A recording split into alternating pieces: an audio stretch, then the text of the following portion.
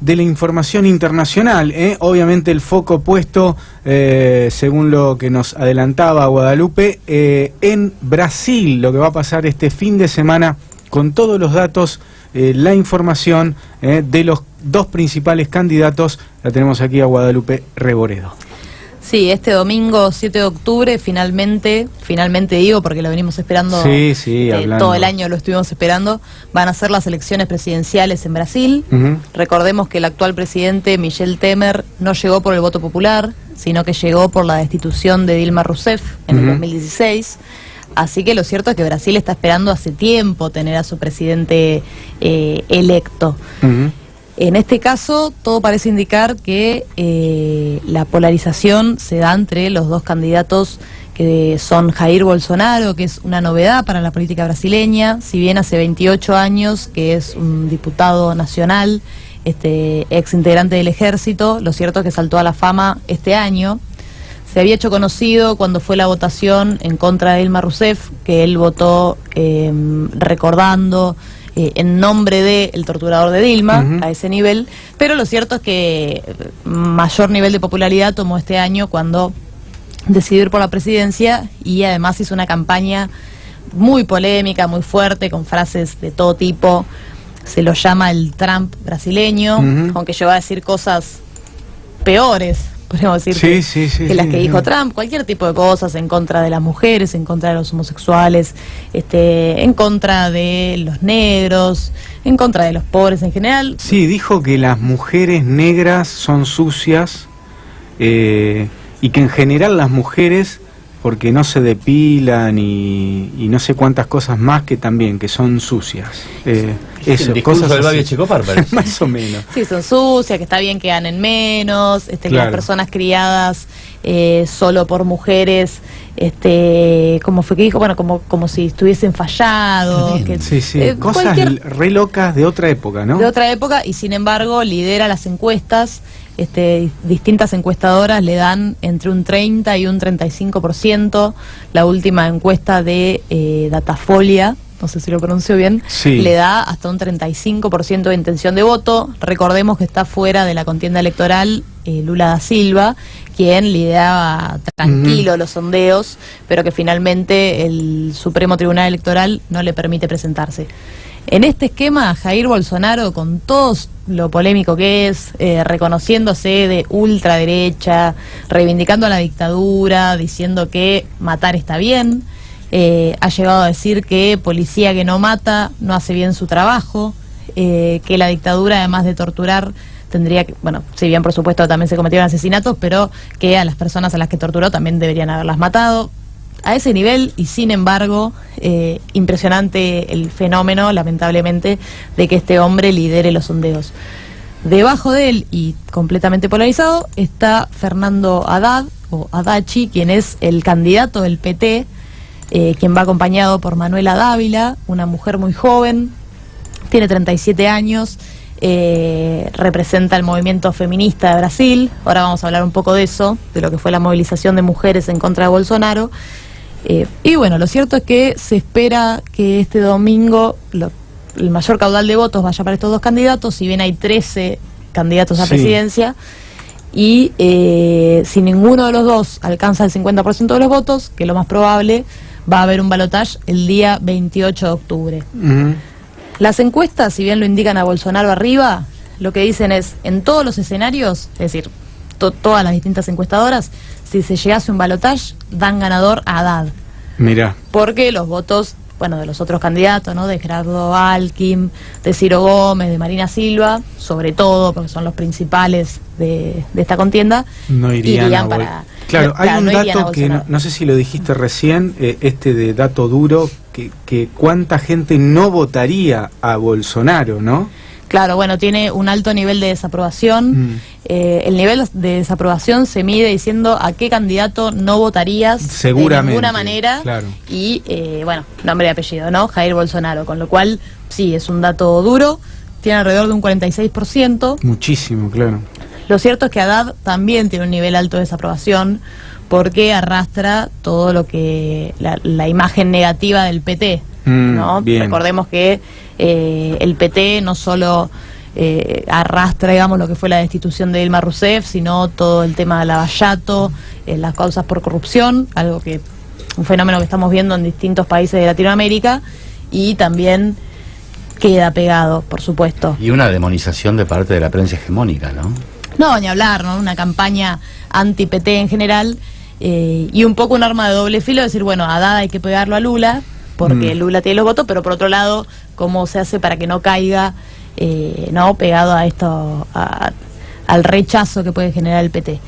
Ese mismo rechazo es quizás el que hace que Bolsonaro tenga el porcentaje alto, más allá de lo que diga. Pero sí, es bastante increíble. Ayer se llevó a cabo el último debate antes de las elecciones, el último debate presidencial. Fue en el canal de la cadena Globo, y se presentaron 7 de los 13 candidatos, entre esos Haddad, y no se presentó Bolsonaro. Ah, ¿no? Mira, pero ya está en condiciones. Ya está en condiciones. Hay muchas teorías. Recordemos qué fue lo que pasó. Bolsonaro se presentó a un acto de campaña, de esto hace más o menos 3 semanas, sí. 2 semanas, no recuerdo exactamente, y aparentemente lo habrían acuchillado. ¿No? Una persona que estaba ahí en el acto de campaña, que le clavó un facón, terminó internado y por eso quedó fuera de la campaña. Es decir, la campaña se hizo sin su palabra. ¿Qué es lo que dicen muchos? Bueno, hay miles de teorías. Una es que sí, que fue cierto, que quedó internado, que fue grave y punto final, digamos, ¿no? Hablaría un poco de la escalada de violencia en general, de la violencia política. Recordemos el año pasado cuando Lula recorría Brasil en una caravana electoral, que también fue tiroteado el micro. ¿No? Digo, los niveles de violencia ascienden en Brasil, de la violencia política, pero por otro lado muchos lo que dicen es, esto fue armado, o en tal caso no fue tan grave como para que quede internado tantos días, pero le permitió quedar fuera de los debates.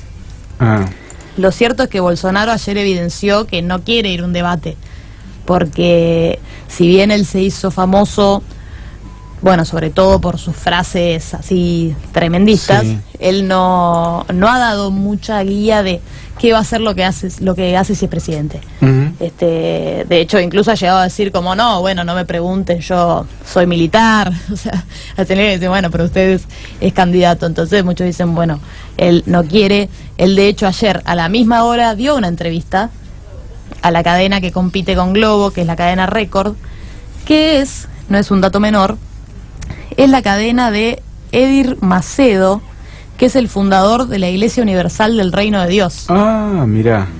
Quien ya se ha pronunciado públicamente a favor de Bolsonaro y que también viene acá a ser una pata fundamental de los simpatizantes de Bolsonaro. Si bien en líneas generales vendría a representar a las oligarquías rurales, que son muy fuertes en Brasil, y también a la casta urbana más adinerada, también juega mucho acá el rol de la iglesia evangélica que pisa fuerte en Brasil, dentro del número de simpatizantes de Bolsonaro. Bueno, Haddad obviamente aprovechó también la oportunidad para no solo delinear política de gobierno, es decir, enumeró muchos triunfos de lo que fue el gobierno de Lula. Bueno, por supuesto, él también levantó su trayectoria como ministro de Educación, como alcalde de San Pablo, y además aprovechó para darle duro a Bolsonaro, porque, digamos, ya se sabe que esto es entre ellos dos. Claro. Recordemos, porque yo la semana pasada cuando vine, la noticia del día respecto de lo de Brasil era que la justicia electoral le había permitido a Lula hablar con los medios, hablar directamente con los medios. Y no se dio. Claro, iba a ser fundamental, porque entonces Lula iba a poder, cara a cara, si bien iba a estar mediado, ¿no? Con sus simpatizantes decir esa edad. No se dio, pasó algo muy similar a cuando dijeron que podía quedar en libertad. O sea, primero se falló a favor, duró un rato, duraron un par de horas, se transmitió la noticia y demás, y después empezó el dimes y diretes lamentable de la justicia, que un juez decía que no, que otro decía que sí, que no, que sí. Finalmente no se dejó que Lula da Silva diera una entrevista a la prensa, No sé, honestamente, bajo qué argumento, porque acá en Argentina hasta Robledo Puch. Eso es da impresionante, entrevistas. porque el narcotraficante más, qué sé yo, asesino que puede haber, ¿no? Narcotraficante, asesino, por ahí hasta le dan la posibilidad de que lo entreviste un medio, de que hable, de que, digo, que a Lula no le permitan esto. Recordemos, es impresionante. Lilita Carrió prestando el living de su casa para que hablase allí este tipo que incriminó a Aníbal Fernández diciendo que era la morsa, ¿no? Aquí en la Pérez Argentina. Corradi, Sí. Claro. Bueno, pero eso estaba en libertad, pero este es el No, caso. no, pero de quiero que- decir, esto que decís si vos, querés, ¿no? lo de la nata que fue a la cárcel previo a entrevistar a la nata. Tremendo, ¿no? ¿Me entendés? Todo, digo, gente pesada, pero digo, que le impidan a un expresidente porque está en una causa de corrupción y que, bueno, que Pinquepan, que sabemos que no tiene fundamentos, pero digo, que le impidan hablar, ya me parece que es...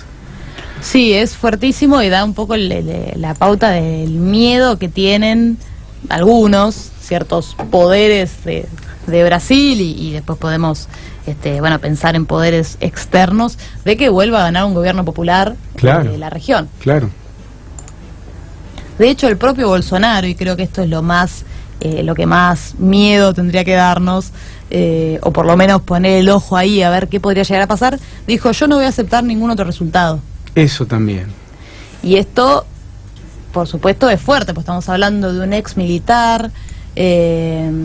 Vivimos tiempos democráticos, más allá de que más, menos, o podemos cuestionar si funciona o no la democracia, y que un ex militar diga esto pone un poco la alerta. Y hay algo más que le preguntaron y dijo, no sé, tengo que hablarlo con los capos de los militares. No recuerdo qué cosa dijo, que tenía que hablar o discutir con los capos de los militares. Te iba a hacer una pregunta porque escuché que había cierta cúpula militar que no estaba dispuesta a que si ganaba Adachi se le entregara el poder, por ejemplo. ¿No? Digamos, había un cuestionamiento previo a que si el ganador era Adachi, ya sería el colmo, ¿no? entregase el poder, lo cual ahí sí que ya estaríamos hablando de un gobierno como el de Temer, que no solamente... No creo que haya margen para eso, pero... Bueno, yo creo que no hay yo digo margen. Lo que ocurrió con Dilma fue un golpe institucional, sin duda, porque además recordemos que a Dilma lo que se le recriminaba, lo que se denunciaba, era cómo había... modificado partidas. Claro, o sea, una locura. Bueno, esta cantidad de plata va para acá en vez de para allá, que seguían siendo política de gobierno y que lo habían hecho otros presidentes. Sí. Entonces sí, podemos hablar a ciencia cierta de un golpe institucional. Ahora, hablar de un golpe militar, yo creo también que no hay condiciones, pero lo cierto sería es un que... golpe preventivo de todos modos, ¿eh? Por las dudas.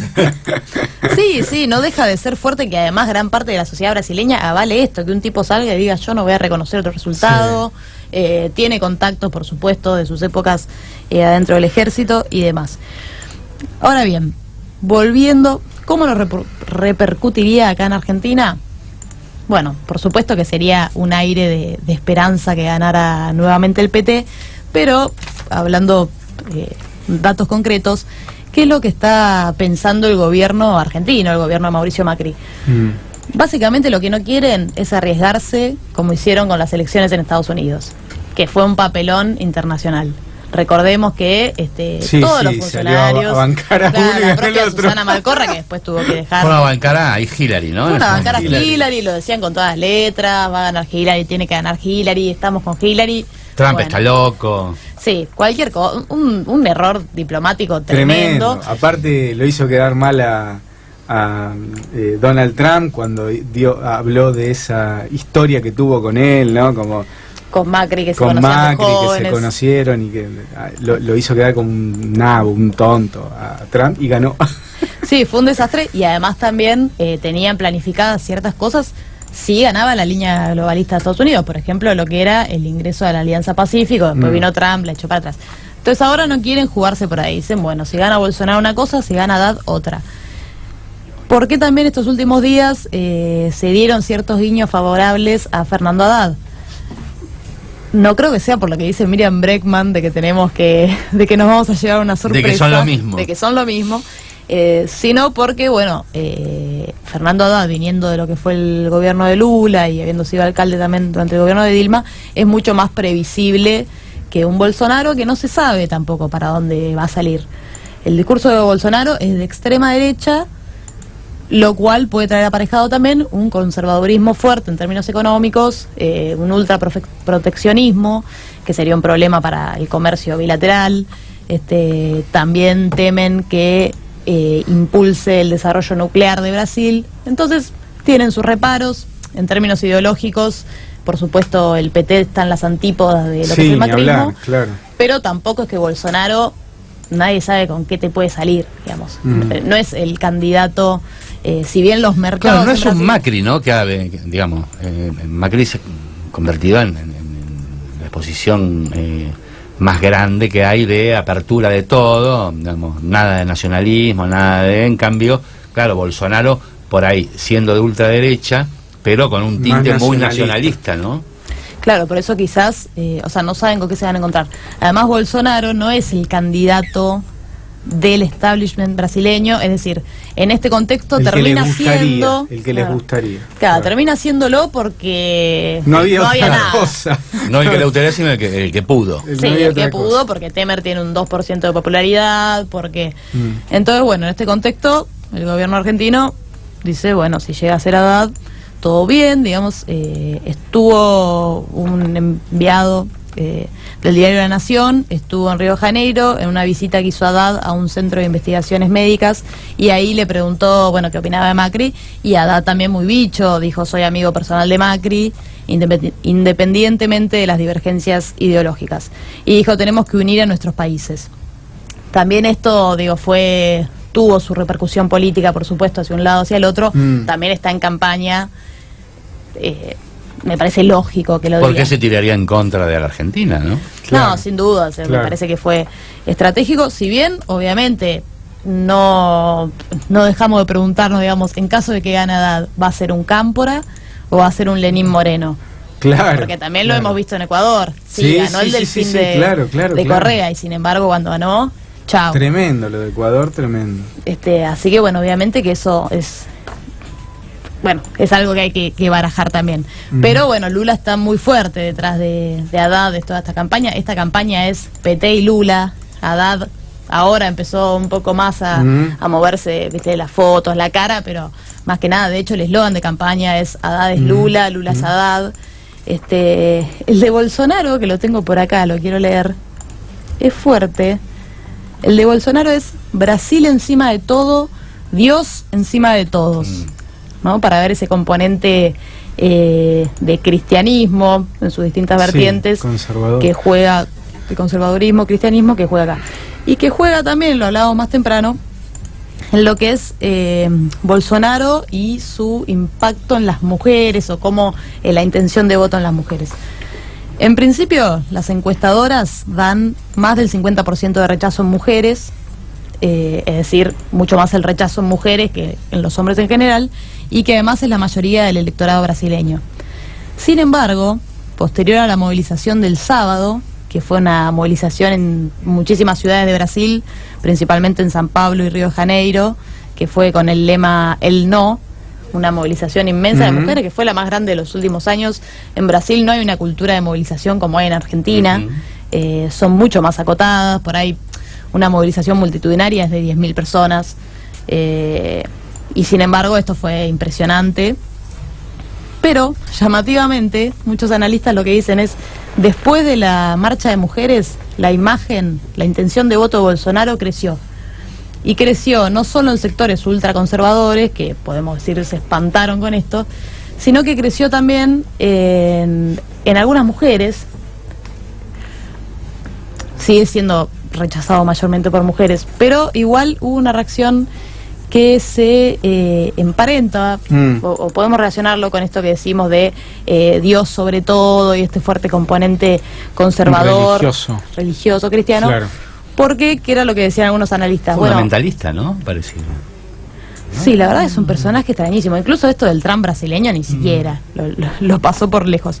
Pero bueno, esto que decían algunos analistas, que eran muchas mujeres que se sintieron, en vez de representadas, atacadas por esas movilizaciones, que sintieron que su lugar histórico se veía, ¿no?, cuestionado, y entonces, más allá de cómo, o sea, de Bolsonaro, de si conocían lo que decía, no decía, iban a ir con él, ¿no? Porque esta marcha no es que fue de feminismo general, fue una marcha contra Bolsonaro. O sea, de las mujeres contra Bolsonaro, puntualmente. Sí, fue contra Bolsonaro, pero lo que le cuestionaban no era por ahí la política económica que iba por ahí a llevar adelante, sino justamente esta degradación sistemática que hace de la mujer, ¿no? Claro, tengo algunas frases históricas de Bolsonaro. El año pasado, refiriéndose a su paternidad, dijo: tuve 5 hijos, 4 hombres, y en la última tuve una debilidad y llegó una mujer. Por ejemplo. Una cosa tremenda. Pues bueno, en 2011, sobre la homosexualidad, dijo: preferiría que mi hijo estuviese muerto a que fuese homosexual. Bueno, después ya de otros ítems, ¿no? Frases bueno, tremendas. representa igual un universo, ¿no? De millones de personas que también en sintonía con él están de acuerdo con algunas de esas cuestiones. No, la que yo decía hoy más temprano, que no me acordaba exactamente, quedé claro que en las casas con niños criados por madres solteras son fábricas de inadaptados. Mirá. Ahí, acá lo ha dicho González Fraga, sí. eso, así que... Acá sí, estoy por ahí lo dice chequeando con otras palabras. Claro, en realidad lo fuerte es que lo dice con todas las letras, claro. Lo dice de manera más simple. Pero acá no hemos escuchado sobre los afrodescendientes, no hacen nada, creo que ni para el procreador sirven más, así. Más de $1.000 millones al año estamos gastando en ellos. Haddad, en el discurso, es decir, en sus minutos ayer en el debate presidencial, fue bien a contestarle a Bolsonaro, dijo: nosotros gobernamos para que los pobres no estén destinados a ser pobres. No, bueno, una cosmovisión completamente distinta. No, te decía que estaba chequeando data y parece que este sábado, mañana, ¿no?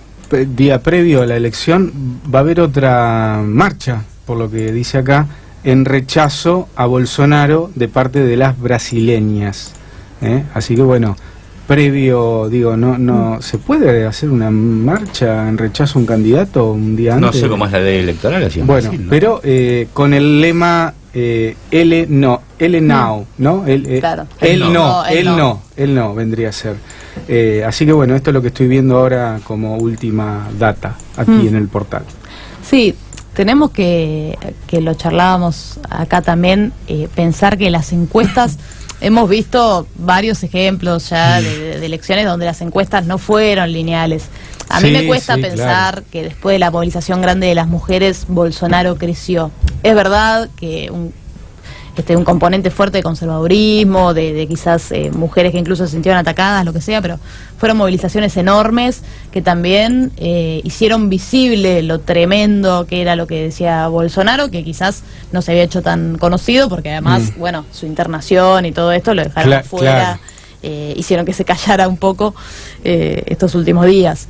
Pero bueno, lo cierto es que la contienda electoral está entre Haddad, que es el PT, que es Lula, que es lo que fueron los últimos gobiernos en Brasil, que es también su relación con Evo Morales, con Nicolás Maduro, es decir, esta ola de gobiernos progresistas que hubo en la región, excepto con lo que queda de la patria Moreno, grande. lo que queda de la patria grande, y del otro lado Jair Bolsonaro, ultraderecha, y donde, bueno, apuesta a la oposición al PT porque era lo que había. Ajá. Así que bueno, tendremos que esperar al domingo entonces, Guada, a ver qué pasa. A los resultados. Y en todo caso, el lunes o martes hacemos una charla, o te venís o por teléfono, y ya analizamos. El lunes ya vemos cómo quedó. Sí, Dale. Perfecto. Bueno, muy bueno, buenísimo, ya metiéndonos en lo que va a ser las elecciones, que la verdad que tenemos que insistir, va a ser un punto de inflexión a la política de Latinoamérica, o se profundiza esto que estamos viviendo, o tal vez empieza a cambiar, Así que bueno, lo dejamos para el domingo. Nos vamos un